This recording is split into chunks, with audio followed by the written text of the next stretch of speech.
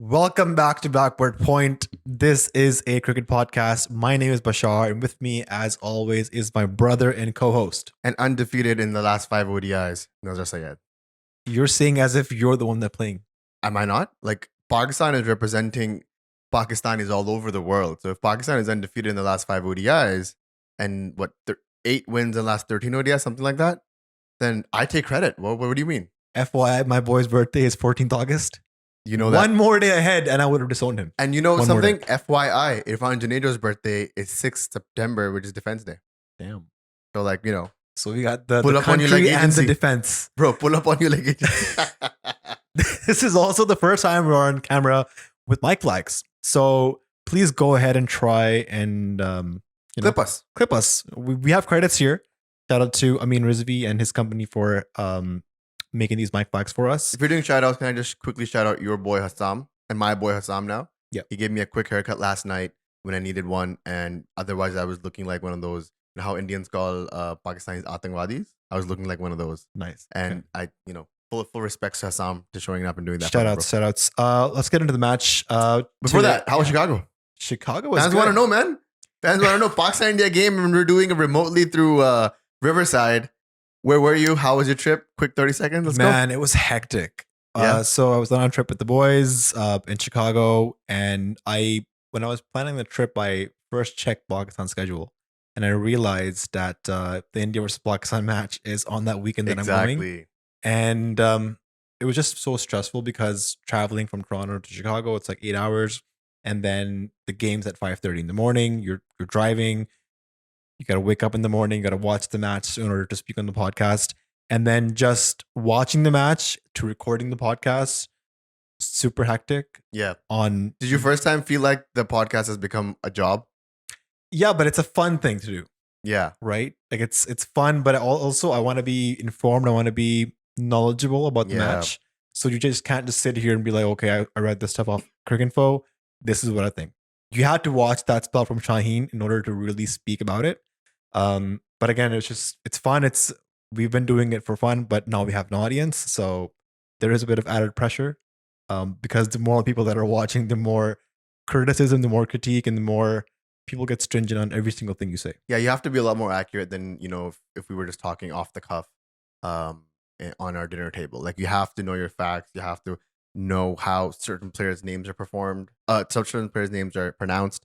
There's a really fun bit going on the Grade Cricketer where they apparently took Nepal's name wrong. Like, they called it Nepal instead of Nepal, which is how we pronounce it. So they've just been going off on that. And like, that's sort of the pressure that you have to deal with when you started doing, like, make it big, quote unquote, because we do have now 12,000 people subscribed on our YouTube, about 15,000 on Instagram, I don't know, 10,000 on TikTok. Like, it's crazy, right? And so thousands of people are literally like tuning in to make sure that you're okay. So there is added pressure.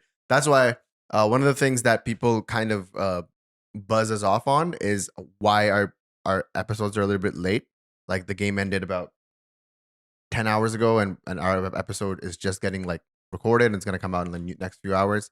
But that's because we're trying to make sure that it's accurate. Our opinions are set in. It's not off the cuff. It's not emotional. Like, Bashar always has notes ready to pull stuff out of. So like, that's why it takes a little bit longer, but it's always a bit more fresh. Yeah, well said. So today was the first game of the Super 4 stage. Pakistan versus Bangladesh. Always a good match. The boys were back in Lahore today. There's something to be said about them being in Multan to Palkile to Lahore and now back to Colombo. Different discussion. Very, very pissed about the whole scheduling of everything. I think we've discussed this We discussed this, but it pisses me off because now I can see how tired the guys are. And Imam al-Haq had a cryptic story that he posted on Instagram. It was not cryptic at all. I think he was saying exactly what he felt, which was like, bro, what is this? Same thing. It's just crazy. It's a lot of fatigue. So Bangladesh wins the toss. They elect to bat first. Lahore's pitch is typically like a batting wicket, so you expect to score like 270, 280, 300 maybe. Yeah. But they're against Pakistan's bowling lineup. Naseem SHAHEEN strike through, early breakthroughs there.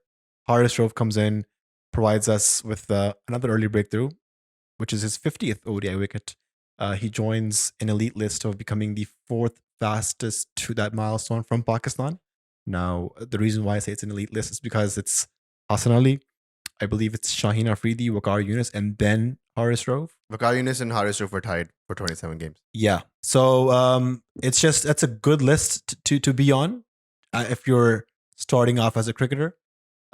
Really good signs for Haris Rove. He's become a wicket taker in the middle over, sort of like what Hassan Ali was doing back with us in the Champions Trophy in 2017. Sad that he was the fastest 50th, then he sort of just fell off and never became the bowler that he was supposed to be. Was he not the player of the tournament in the Champions Trophy 2017? He was, yeah. That's crazy to me. Like, just thinking about that is insane. Yeah. Because he's like currently nowhere to be seen. He's tweeting funny things at Shadab, but that's about it from him right now, which is insane. Like, you know, a lot of things to attribute to that fall. It could be because selectors moved on. It could be because his own fitness wasn't really helping him out. He was out of form. Like the out whole of form, out of 2021 T20 World Cup, he just wasn't there. Like bowling Even no though- balls, wides. even though Babar was pulling through for him. Exactly. And then that drop catch with of Matthew Wade. I've heard him talk about it in interviews how everywhere he goes, people keep bringing that drop catch up, which I think is so toxic for fans. I know it's traumatizing. And just on that same note, Saeed Ajmal often says that he was the number one bowler in the world for like a period of 3 years, which is insane. But people who meet him still talk about that over he bowled against Michael Hussey in the 2010 T20 World Cup semifinal. Yeah, Which is sad, man. Like the man's career's over. He was a great bowler. We didn't know how great he was until he left. But that's the same thing. Like, do you think when people run into Rahat Ali, they say, "Yo, I love that spell you did against England in Dubai"? No, they talk about that drop catch and Wahab Riaz's only good fast bowling spell in vain. in vain, literally in vain. But like that's the one that people keep referring to when they see Rahat Ali. I'm 100% sure that's the legacy he's left behind. So it is sad in a way. Like, you know, I think about what ifs. You know, that was a section that we were gonna do in our podcast eventually, maybe on the Patreon. Ha ha ha. Wink, wink, wink. Nudge, nudge, nudge. But we talk about what ifs, and I think about this all the time. Is like, what if Imran Khan had actually not won the '92 World Cup? What if he lost in the final? What happens then? Right? So, like, legacy is a very weird and fickle thing, and people shouldn't chase it because, you know, you never know what you leave behind. Shahid Afridi statistically is the most mediocre Pakistani player ever. That's statistically true. I don't believe in that stat, even though, you know, numbers don't lie. But he is also at the same time the greatest legendary, superstar, almost like rock star-ish cricketer Pakistan has ever produced. And you still see those effects now. Like, he gets sold for $100,000 in GT20 based on pure legacy and what he used to do. So, yeah, lots to say about that for sure. I think so. It's good that Haris was on this list, but I think a bowler that can actually break this record from Pakistan is Naseem Shah. He needs 18 wickets in the next 10 ODIs to break Hassan Ali's record for the fastest. Very doable. Very doable. Very doable. Also with the form that he's in, and his current ODI stats are absolutely insane. I think he has 32 wickets in 13 matches. Wait, that's crazy. And he just started playing ODIs like last year. That's crazy. I sometimes forget how young Naseem is, and he's 20 years old. How early he is in his career right now. Like, he's literally in the early days. But it's just the impact that he's had, like, right from the get-go, is that people think he's been there for years, but that's not true. Naseem was always that prodigy, right? Like, I heard Naseem back from his under 16 days. There was always like clips of him bowling in like a domestic match or under 16 World Cup. And then he really came in the limelight when he went to Australia for that tour that, you know, his mom passed away the night before his test debut. So, and he just bowled heat in that match, which is insane considering the loss he had. But again, that was just glimpses of what a bowler he can be. And like the only way from here for Naseem's up, right? He's only going to get better, only going to get more fitter, more skillful, more experienced. So can't wait to see what he achieves by the end of his career in partnership with with Shaheen Shah. And then with the trio that we have going with Haris, Naseem, and Shaheen, like if one doesn't get you, the other one will. Yeah, now I think we're forgetting the very most important person right now in the Pakistani cricket team. And it's not who you think it is. It's Rana Faheem Ashraf. The trio, it's a quad, bro. It's a quad. It's a car now. Actually, I forgot to mention that point. So the one change that Pakistan made going into this match was Mohammad Nawaz out, Rana Faheem Ashraf in. And that I feel like was a tactical decision just because. So, firstly, the Pakistan team is being managed by Rehanul Haq and Hassan Chima, two guys who were with the Islamabad United team, helped them win 2 titles. They're very statistical based guys. They are all about matchups, stats, data. And I think they advised Babar Azam that, hey, listen, Bangladesh has, I think, 4 or 5 left-handers in their top 7. It might be a better option to pay Faheem Ashraf over Mohammad Nawaz because Mohammad Nawaz is the left arm spinner. The ball is going to spin into them. It might be easier to play. So it might be a better option to play Faheem Ashraf. Tactically, they were right. Tactically, Faheem they were gets to right. shock him. He got the big wicket today, but just generally speaking, I don't see Faheem as a threatening bowler. The third ODI he played against Afghanistan, he was bowling with the new ball, which didn't make sense to me because in an actual game, in a serious game, there's no way he's bowling ahead of SHAHEEN, Naseem, or Haris. And today he came on second change. He's more of a container, and it begs the question: like, is Faheem our best all rounder? Like, do we not have Wasim Jr.? Was he not a good option? He can bowl good in the death. He has 10 more Ks on top of Faheem's pace. So not sure if this is the combination they'll go with because going into the World Cup, a lot of teams are announcing their 15-man squad, and Pakistan is also, I think, very close to getting to their final 15. So it'll be a race to see who makes it. Is it Wasim Jr.? Is it Faheem? But yeah, I think decent addition to the squad today because he got the main wicket of Shakib. The other more important point I wanted to get to was Pakistan had Bangladesh 47 for 4 at one point, and they go on to make 194 runs. Now, if I just refresh your memory to the last match against India, we had India 67 for 4, and they went on to make 266. Now, this is a scary sign. It shows Pakistan's middle overs bowling is pretty straightforward. It's helpless. Teams are managing it. Nawaz and Shadab look like stock bowlers. Shadab has not been at his best. And it begs a question. Is Pakistan missing a wicket-taking bowler in the middle overs?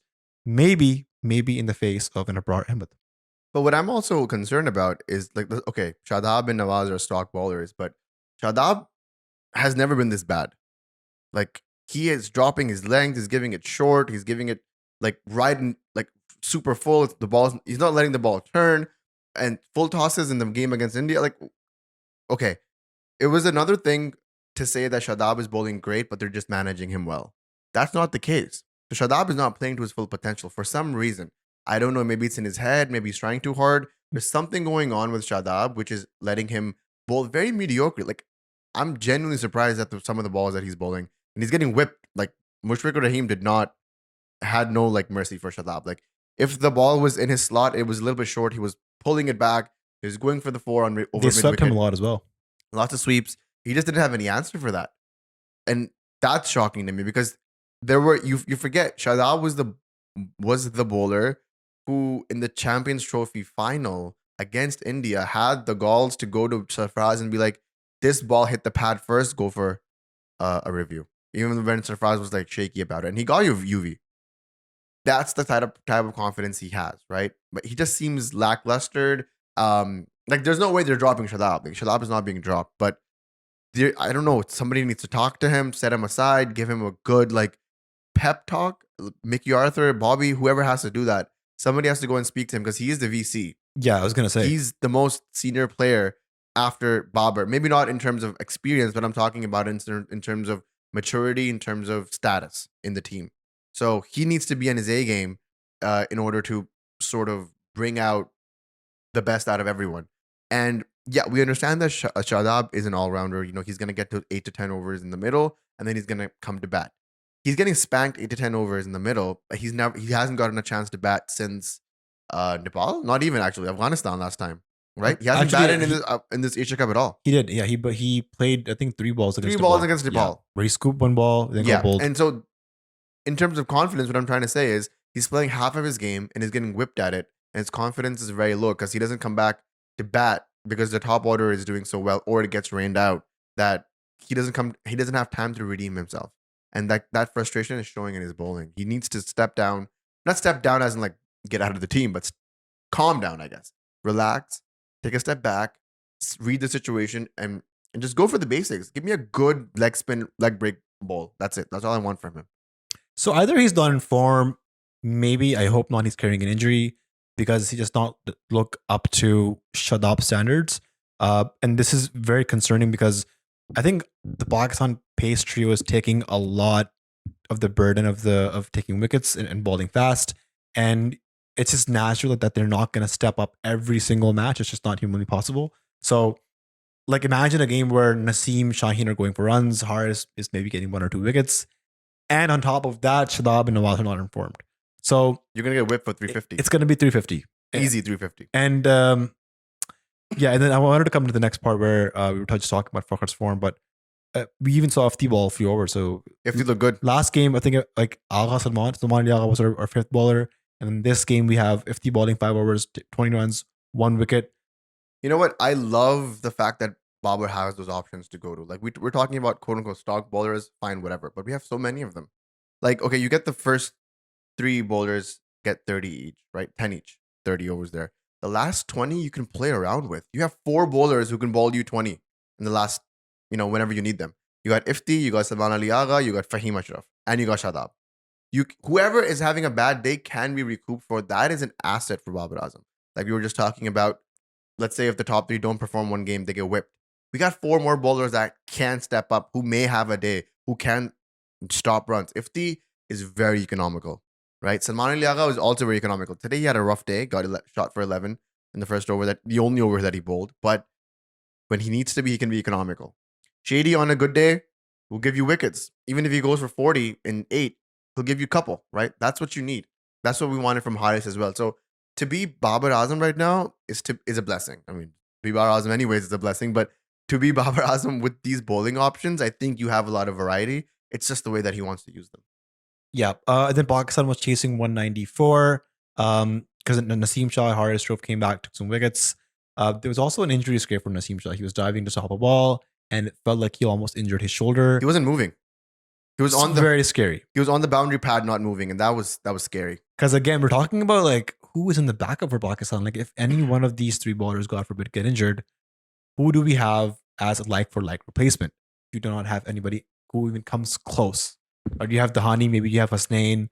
I don't know what's going to happen if anybody gets injured. I hope not. I hope this trio keeps playing for the next many years to come. But for a fast bowler, injuries are part and parcel of the game. And with such heavy travel fatigue, it may be around the corner. I hope not. But I mean, we were plagued by this just last year. Yeah. Like, are we forgetting that? The final. I'm not saying that if Shaheen was 100% fit, we would have 100% won it, but you give yourself a chance, right?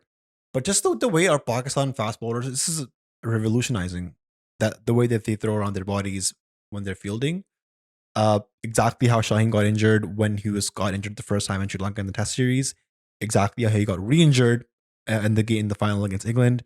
And then just Naseem today again. It was a close call. I would say maybe like go easy on the dives, guys. But is that really how they're gonna manage it? Like I was hearing CBA again, Arslan Nasir talk about it. Lots of shout out to Arslan Nasir. People, lots of cross pollination with Arslan's fans. So if you're a CBA Army guy, so are we, 100%. But he was talking about it in his video, like just don't dive. But is that not like against the sportsman spirit? Kind of like you can't just not give you 100% on the field. That's what you're built for. That's what you train for. If you just stop giving 100% because you want to protect your overs, then I don't know, man. That's what we do in our league games in Canada. You know what I mean? Like there was this one bowl that I was bowled. The only game I played in Canada this season. I was bowling and I got hit straight. Like it was coming chest high right here. If I wanted to, I could have given it a little bit of a touch. Maybe you would have stuck in my hand, but I didn't do it because I was. This is my bowling finger. This is my bowling arm. If anything happens, I'm done for the season. Like that's what we do in amateur village cricket. You can't expect that. That's what you do.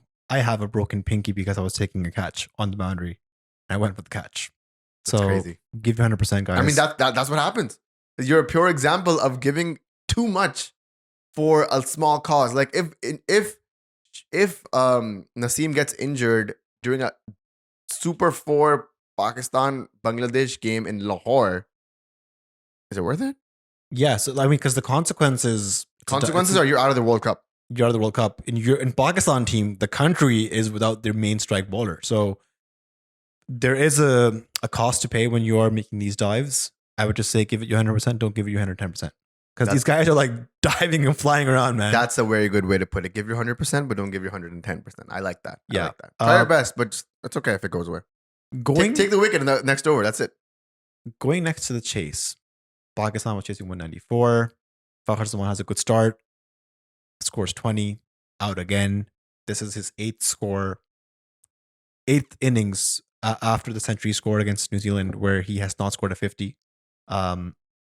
He has scored 91 runs in the last 8 innings. Is this a point of concern now? Yes, it is a point of concern now. I think it is.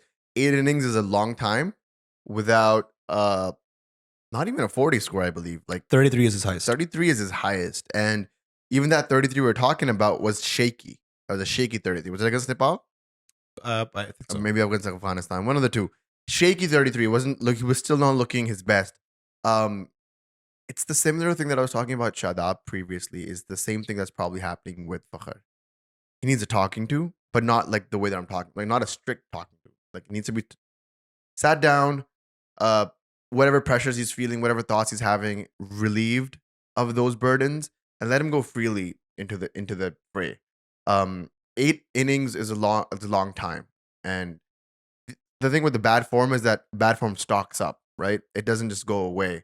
It sort of compounds, and you need just that one big innings for it to just. It was like it turns into like it was never there. It's like pixie dust. It's gone, but in order to get that big innings, you need a lot of support from your staff, from your team, from your captain. Not to say that he's not having that support. It's just that maybe it's not really connecting through to him. Like he was in the GT20, he looked great here when he was playing here. And it's just that somehow national duty is sort of wearing on him. And it's tough because if this continues in the Asia Cup, there will have to be a conversation to be had on who opens in the World Cup. Is Mohammad Haris ready to take on Fakhar's mantle if need be? Because how many games does Pakistan have more in the Asia Cup? Yeah, they have 2 more Super 4 games and then maybe a final. In the next 3 games, if Fakhar does not perform, that'll be 11 straight innings under 50. Potentially, let's just say, right? We don't want that to happen, but let's say if that is the case, do you take Fakhar Zaman to the World Cup? Those are the questions. Maybe Mohammad Haris has a better shot on coming in, exploding in the first 10. You know, the 90s, the way the Pakistan used to play cricket in the 90s, Afridi and Saeed Anwar, do whatever you can in the first 10, right? Afridi would come in, score 40 off 21 and go away. At one point, we had Afridi and Imran Nazir opening. Wild days, bro. Chaos. Chaotic days, yes. And that was just like either you'll give you 150 in 15 or you'll be like 10 for 2 in 4. Whatever the case be, like maybe that's the sort of risk that you will take up front, and Babar should be mentally ready for that. Because if Fakhar is just like not giving it, then I would rather go with a Mohammad Haris who fails than a Fakhar who's tried and failed. You know, one thing I wanted to bring up, mental health in the Pakistan camp, in Pakistan, Southeast Asia in general, and how tough it is to be a cricketer. We sometimes don't take in how tough it is actually to be a cricketer. We were speaking to Harsh Thakur, and he was talking to Imam-Rizwan, and Rizwan told Harsh that he's been home for 40 days in the last 4 years combined.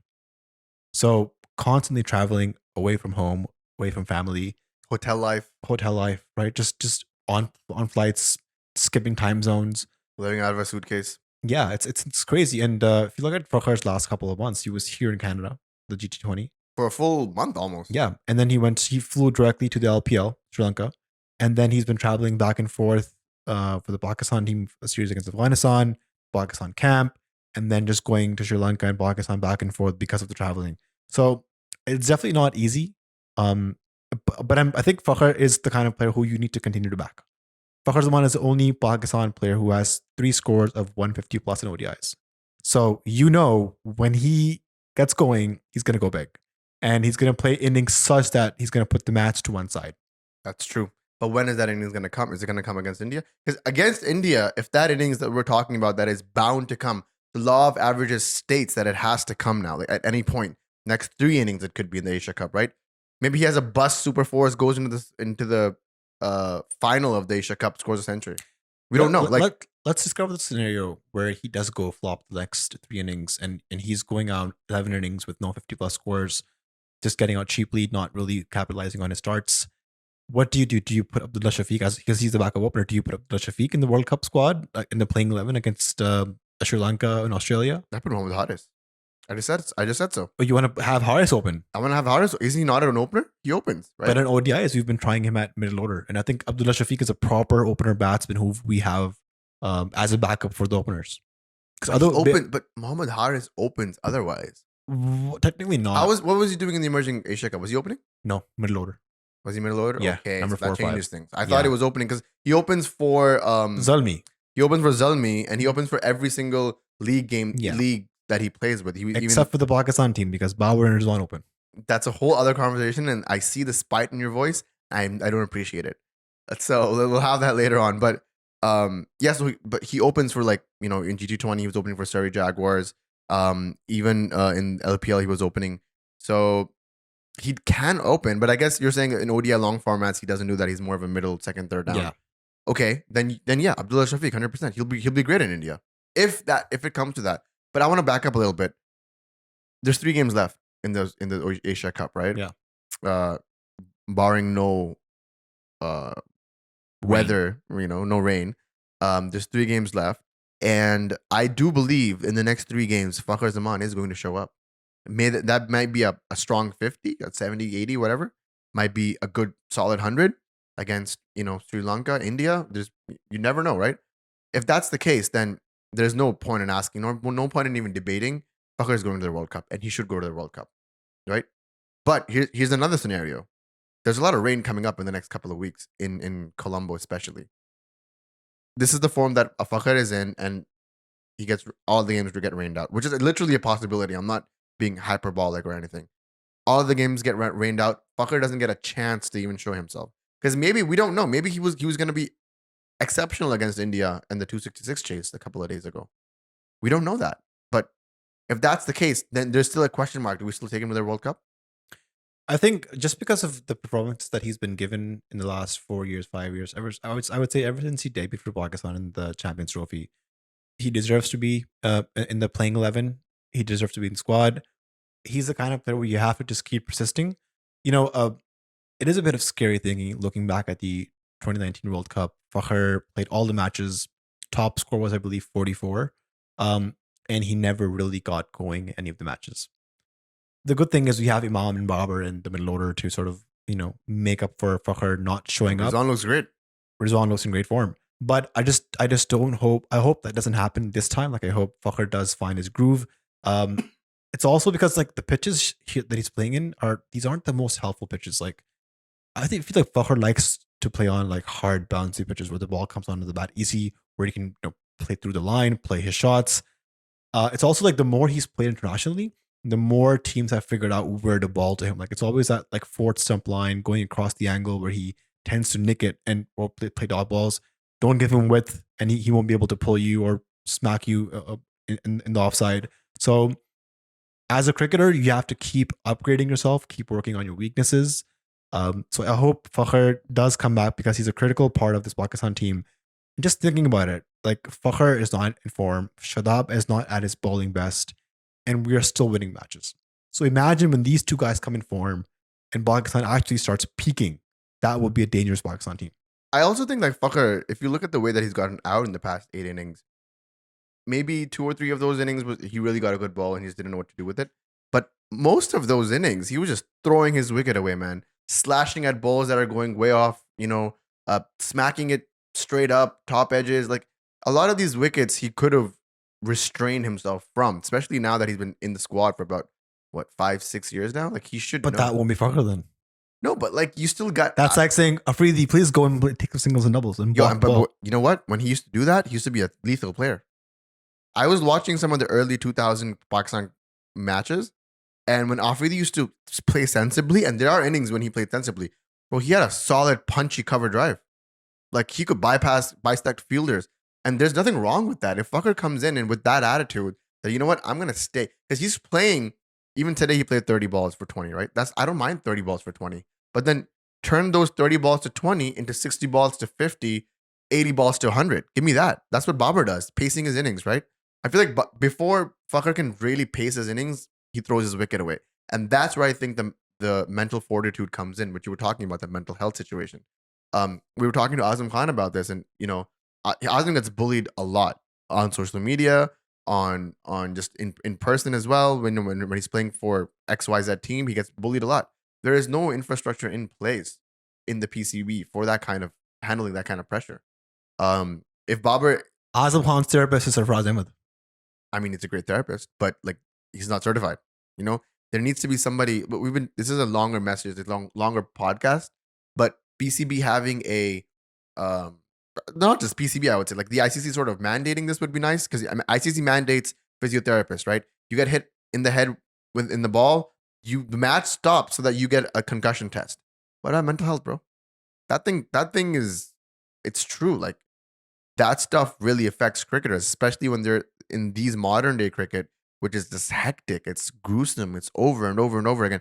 You need a break. You need someone to talk to that is impartial, I should say, that can help you out. And I think if somebody in the camp can do that for Fakhar, doesn't have to be certified right now, but if somebody can do that, then you'll see Fakhar a brand new man.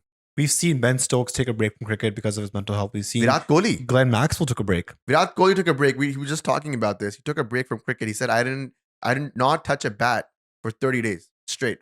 First time in his entire life. But at the same time, there are Ben Stokes, Virat Kohli, Glenn Maxwell. Like Fakhar Zaman, if he takes a 1 month break, if Abdullah Shafiq scores runs, people are going to forget about Fakhar Zaman. People are going to, Abdullah's playing ball, let's just keep him there. So there's that bit of insecurity in the Pakistan camp. And typically, if you're not a huge name in the game of cricket, you'll always have that uncertainty. Like Is Fakhar not a huge name in Pakistan cricket? I think he is. I think he fits into the 11 for every format, maybe even Test as well. Really? Yeah. Well, I don't know about that.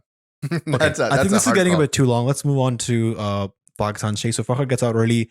I wanted to have some appreciation for the Bangladeshi bowlers. I thought Bangladesh has a really good bowling attack right now. 3 bowlers, everybody who balls 135, 140 plus, they can swing the ball. We saw Shoriful swinging the ball left, right, center, set up Fakhar Zaman perfectly. 2-3 outswingers, 1 nip ball, nip back off middle stump, got plum LBW. And even Taskeen is one of my favorite bowlers in the world. I love his smooth action, his whippy run up, and his delivery stride. And also this new guy, Hassan Mahmood. So also has a very clean action. Saw him last time in the tri series against New Zealand, the Pakistan had last year before the World Cup. Yeah. And this is a good bowling attack from Bangladesh. It's young, they're up and coming, and they're without a Mustafiz. So add a Mustafiz or Rahman in this bowling attack, and it'll be even more quality. Plus Shakib as your spinner, Mehdi Hassan as your spinner. Given the right conditions, I think this can be a good bowling attack, and they did trouble Pakistan shortly. At the same time, they got a lot of assistance from the conditions and the pitch. Like Babar Azam got a tough ball. Ball just stayed low, inside edge off of the bottom of his bat, gets bowled. Oftentimes, the thing is where it's become such a norm where it becomes headlines when Babar Azam does not score runs. That's crazy, versus when he does. And that, I think, it's a good thing. It shows how consistent Babar is. And it's like, if he's scoring 100, it's like, okay, that's just another day at the park. But the day he's scoring a 15 or a 20, my God, Babar's scoring like single digits. What's going on? He's not scoring a 50. So that's just the standards that he set for himself and for the world to follow. I did think Babar got unlucky today. Yeah, Babar definitely. That ball kind of reminded me of what was it, Mohammad Asif versus Tendulkar in Karachi? Remember that ball? Yeah. Kind of reminded me of that. Tendulkar also got unlucky there. Yeah, definitely. Stayed low, hit the inside edge, came down and attacked the stumps right after. You can't really do much with that. You can't really dog Babar for that either. Like he got contact on the ball as well. If it was even an inch higher, it would have been stopped. But thus was the situation. Thus was the state of affairs with the pitch in Lahore. Babar looks fine to me, to be honest. There's nothing to worry about. I also think one thing that is missing from Babar's arsenal, or not arsenal, but like the pin that he has not pinned yet on his shirt is having a big score against India. He has a high score. He has his 49, I believe, not even a 50. So it's about time. In ODIs, I'm talking about. And people are going to be like, oh, he scored 152 for 0. I remember that. I was there. But I'm talking about in ODIs. Like, people have been sort of, since the Asia Cup has started, since the Pakistan-Afghanistan series has started, and concurrently the T20s that are going on with England, New Zealand, and Australia and South Africa, people have sort of come around the idea that ODI is the most complete form of cricket. It is. It gets you the T20 blast, and it gets you the stability that Test cricket has. Because, as we said previously, Pakistan has played 2 games where they had the opponent under 70 runs for 4 wickets, and the opponent was able to come out and rebuild their innings and give a respectable total on board that their bowlers could believe in themselves to defend. No other form of cricket can do that to you. Like, if you're 40 for 4 in 6 overs in the T20, you're done. You're hardly gonna make 100, right? Um, and in Test cricket, you might be 40 for 4, and you might go on and make a double 100, but it's gonna take you 2 days. So people are sort of coming around and realizing this, and it's fun to see that people that it's like a whole generation is sort of waking up to the fact that, hey, maybe there's something here, and we weren't idiots for playing this game for the past 40 years. That's exactly what Virat Kohli just mentioned in one of his interviews to Star Sports. He's like, he loves the ODI format because it's the most complete format. There's a bit of a T20, there's a bit of test, and there's tests of your technique, how you accelerate, how you play the new ball. So yeah, And me and Virat usually have same opinion. love the format. But despite Fakhar and Babar not performing, we saw Imam and Rizwan step up. Great partnership. Um, some were saying they were a bit slow, but I think Imam did cover up later on. Same thing with Rizwan. Rizwan had requested Babar in a press conference that he wanted to bat at number 4 in ODIs. That was his preference. And looks like Babar has given him the opportunity, and now Rizwan is delivering. We were talking about it in I think the Afghanistan series podcast, where we were like, Rizwan is going to step up. It's just a matter of time. But it's just a testament to his fitness because he's keeping 50 overs and then he's batting number 4. And if you lose a couple of early wickets, you're like on the field for like 80 overs, 85 overs. So it is a testament how fit Rizwan is. Yeah, but like every time he keeps, like he'll the team will bowl like a stock delivery, good length out of off. Somebody will slash at it, miss, and it'll hit his gloves, and he'll pretend like he's just broke his arm. Like, what's all that about? This guy just Yo, Naseem's ball wobbles after it goes past the batsman. If you ever noticed, like he'll ball. What does that mean? Can you explain that to me? So essentially, typically the ball swings in the air, it pitches, and then it goes straight to the keeper. His ball swings in the air, pitches, and it swings again after pitching behind the batsman to the keeper. So that's hard to keep. It's almost like keeping in England where the Duke's ball is, because the Duke's ball wobbles around all day long. Doesn't matter where it is after pitching in the air, which just makes so much tougher to keep. And also, he's bowling at 140 plus kilometers, right? So anything that hits his fingers, not straight into his palms, is going to really hurt his fingers. There's a lot of padding in there, bro. I think we were talking to, was it Haris or Azam, where they were showing us their fingers and they're like, this is because we're keepers. Haris, right? So he was like, I don't really enjoy keeping because this is what happens to your fingers. Yeah, it was Haris. Haris was showing us his fingers and they were all crooked. And he was like, you go see Azam's fingers, go see Sarfraz's fingers, go see Rizwan's fingers. They're messed up. And you know what? Literally a few hours later, I shook hands with Rizwan in the lobby, and his fingers are all messed up. Like, they're all like weirded out. That's the price you pay for being a keeper against quality Pakistan bowlers. There's a conversation happening on the internet where people are saying Pakistan played slowly because they were in a position to win by a big margin, which they did, but they could have won by an even larger margin to sort of get ahead of the net run rate, because there is a lot of rain coming up. And if Pakistan had chased it down earlier with, maybe 8 wickets in hand, 9 wickets in hand, they would have had a huge bump to the net run rate. Did you feel like Pakistan played slowly? I did feel like Pakistan played slowly, but not as slowly as people are trying to make it look like. Like, this game was not won on the 50th over.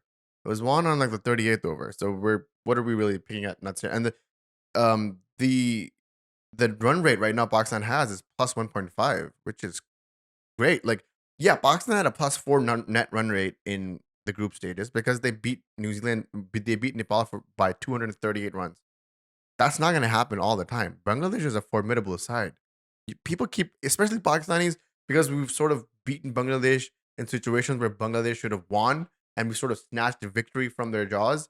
People just think that Bangladesh is just any other team. This is a formidable side. They beat India 2-1 in a series. They beat Pakistan 3-0 in a series recently, like a few years ago. So people do write Bangladesh off like that, but I think that was fine. I think Pakistan is going to make it through to the final. Does anybody have any other opinions on this? Because if you do, you are completely wrong. There's no way Pakistan is not making it to the final. Yeah, I think so. They face India next. If you're just looking ahead on Sunday, in Colombo, forecast does show a lot of rain, and then Pakistan plays Sri Lanka on the Thursday again in Colombo. So the Asia Cup, I think everything is now going to happen in Colombo. So everyone's going to Colombo now. There is a chartered flight that is leaving, probably already left. All of them were in one flight, right? Yeah, so it's a charter flight by the PCB going to Colombo, and the forecast doesn't look good. I have a question. There's rain every day. We might see reduced coverage. We might not see games, and this is going to be a huge blow for the broadcasters. That's where everybody makes money: ads, Star Sports, rights.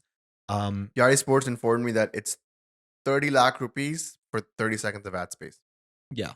So imagine math. that ad space is already sold. So it's just a matter of having the match and actually redeeming that money. So for the games not to happen here, it's going to be a huge loss, for the fans and from a money and broadcasting point of view. I have a question for you. So a charter flight flew from Lahore to Colombo, right? What, 6-hour flight about? Yeah. 5-6 hour flight. Sure. There's only so many business class seats. Who got the business class seats, you think? Those are about 3 teams, 45 people in teams plus staff. So we're looking at about 60 to 70 people in that flight. There's only about 30 first class seats. Who gets first class, bro? That's a good question. I think it depends on the team and the management. The same thing happened to the Indian team. I think they were traveling. It was some tour, and I heard Virat Kohli say that the players had given up their business class seats for the fast bowlers because they're the ones bowling long spells and really putting their mind, body, and heart into every single ball.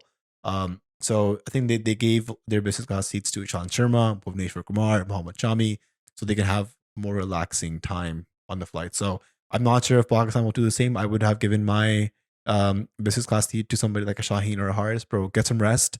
We need you guys. Yeah, 100%. So you're saying Taskeen and Naseem are sleeping in business class with Babar and Shakib right back there playing Ludo. Could be possible.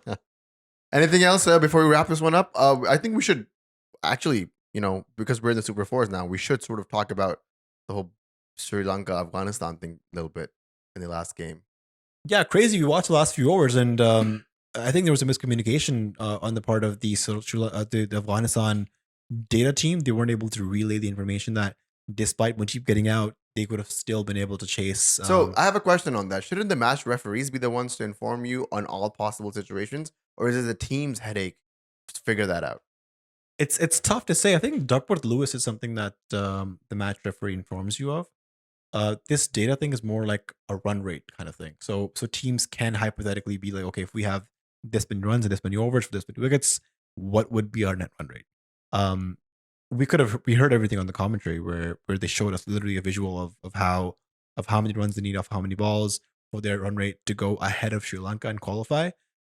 The sad part was, despite Afghanistan trying so hard to chase this in like 30, 37 overs, not only did they not qualify, but they also lost the match. That was heartbreaking, man. That was heartbreaking, especially after Rashid's ballistic innings. They know he brought it as close as possible, and he even had a chance. Like when Fazal Haq comes in, Dhananjaya gives him a juicy ass full toss. Yeah, like smack that anywhere for 6, and he did. He blocked it. So I feel bad for Afghanistan. Afghanistan they sort of have that flavor in their batting or flavor in their team that whenever they step into a tournament, the tournament sort of alights.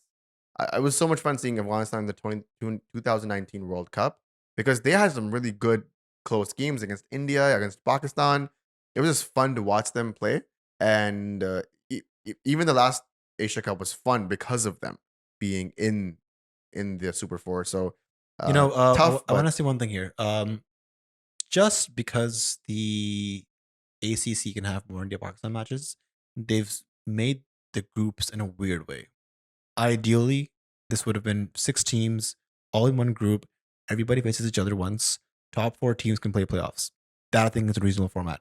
That would give more games to Nepal against Afghanistan, against Bangladesh, against Sri Lanka. You've literally put Nepal in a death pool, right? They're facing Pakistan and India. Both smashed them over, right? Afghanistan, a good team, like you mentioned, They bring a different flavor into the tournament, and they've only played 2 matches and they're all out.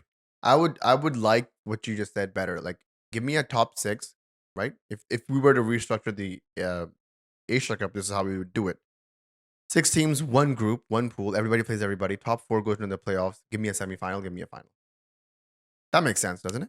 Or you just qualifiers, eliminator, qualifier 2, final. Like how the PSL happens. Sure. Yeah, give me that as well. If you want more, that's a good way to have more Pakistan India games. But this is just, it's sad because Nepal versus Afghanistan would have been a good game. Nepal versus Bangladesh would have been a good game. Yeah. Even Nepal versus Sri Lanka, there's stuff there that Nepal could have got. Plus, they get more exposure. They play more international cricket. They're on big TVs. Broadcasters are watching. You know, certain players get contracts. They can start careers, etc., etc. So, again, we can talk about, and we will talk about, how mismanaged this entire tournament has been. I said it again on one podcast previously. This seems like one of those league games that you play in Karachi amongst friends. Oh, you know what? I can't come to Gulshan to play. You come to us in defense. Oh, I can't come to defense. You come to like, it's kind of like that. Not to just say that the ACC messing up the Asia Cup, but even the World Cup is a little bit underwhelming. Like, it's a month. Do you remember in 2019, the 2019 World Cup was announced? You and I got World Cup tickets in 2018. 1 year before. We got at least 8 months before we had Pakistan, South Africa, Pakistan, New Zealand tickets. People in BCCI just released 4 lakh tickets, 400,000 tickets yesterday. A month before the World Cup. Like, what are you talking about? And that's just to say that these are the tickets released. Don't even talk about visa applications. If you're a Pakistani trying to go see the World Cup, can you? I don't know. Like, I mean, I don't need to, think about that. But we need visas too if we want to go to.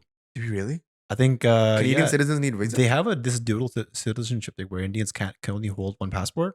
So if you're on a Canadian passport, you probably need a visa to go to India. That's insane. I'm no immigration lawyer, but that's just what I think. If that's true, if we need a visa, that's wild. But I don't mind. But I'm just saying, like, but okay, Canadians getting visas to India a lot more likely than a Pakistani getting visas to India, right? Yeah. That's just life right now. So all of these things are up in the air. I don't know, man. I feel like the SENA countries host tournaments a lot better. I would have actually liked to see. I'd like to have seen Pakistan actually try and host this whole thing together and see how it happened. Maybe it would have been fun. The crowds are great. Like, even today was a full house. And there were people at the Afghanistan Sri Lanka game yesterday. That was fun too. Like, there was a good 50-60% of the capacity full. And as it gets more cooler into the evening, people tend to show up. So, like, I would have loved to seen that. 2025 Champions Trophy is still slated to be in Pakistan. If that happens, I hope this is a lot more managed than this has been, because honestly, it's been a shame. Like, we have had experiences with the ICC. We have gone and seen matches. We have booked tickets. We've booked hotels, Airbnbs, all that stuff in different cities in the UK, and have gone and seen matches with no hindrances at all. Our tickets were mailed to us at home. Do you remember that? I remember that. That was so cool. Like, we have ticket stubs on our wallets still because that was happened. You what that does is you basically create memorabilia. You can save that. I can show that to my kids. You can show that to your kids whenever. None of that is available right now with the ICC. There's no hype. Like, Arslan Nasir keeps talking about this. There's no hype for this World Cup yet. It's a month away. No songs have been released. No promos. That one disgusting ICC promo that was released was just abysmal. Like, I don't even want to talk about it. What's going on? I don't know. Good rant to end the podcast. Thank you for listening to Backward Point. If you're watching us on YouTube, please ensure you subscribe. If you're listening to us on any of the audio platforms, please ensure you leave us a rating. That just helps the podcast reach a bigger audience. Lots of things in the works. You'll see us here after every Pakistan match, and hopefully other big news, other big stages. We always have the option to emergency pod if there's a game that's like, if India gets knocked out, there's an emergency pod waiting to happen, right? I'm there the night before. Also, the night before. Excuse me. I just wanted to quickly say, people have been noticing that I've been coughing a lot. I've just been a little bit sick, and I apologize if that's been a nuisance for people when they're listening on audio platforms and stuff. So, how dare you cough? How dare I cough, right? That being said, there's also an option on YouTube to send super thanks. If you're watching us on YouTube, you can see that there. Just click that. You can send us thanks. That really helps promote the podcast, as well as to help us like run stuff here behind the scenes. It's actually quite an expensive operation, all of this that you're seeing. So that helps. And very, very soon, I would say in the next few days, you'll see a Patreon launch news coming soon. So, people have been asking for that. They want exclusive content. They want exclusivity between you and I with the fans. So if that's something you're interested in, keep an eye out. There's going to be a couple of tiers, and it's going to be great for people who want to engage with us. Also, if you're on Spotify, there's an option to subscribe and all that. If you want to do that, go ahead. Everything helps. Every little bite helps to feed the beast, which is this podcast. And we're about to cross 12,000. Thank you very much for that. We never thought we'd hit that number. You want to talk about that a little bit? Yeah, this is insane. Actually, Right? We never thought we would hit like the spin numbers this quickly. But yeah, just we always felt like this podcast was always good. We were, regardless of if we had gotten the players, if we had gotten distraction or not, we were gonna do 2 years, 100 episodes, And then see what happens. and then see what happens. But yeah, I'm just glad we found the audience. We found the community that we were trying to build for a very long time, and I think it's only going to get better from here onwards. And I'm just so excited to see where we can take this podcast in the next coming months and years. Stay tuned. There is a lot of good things in the coming. More guests, more high-profile names. Can't disclose much, but yeah, just stay tuned. Thank you very much for following us on this journey, and we hope you stick around. Thanks. Cheers.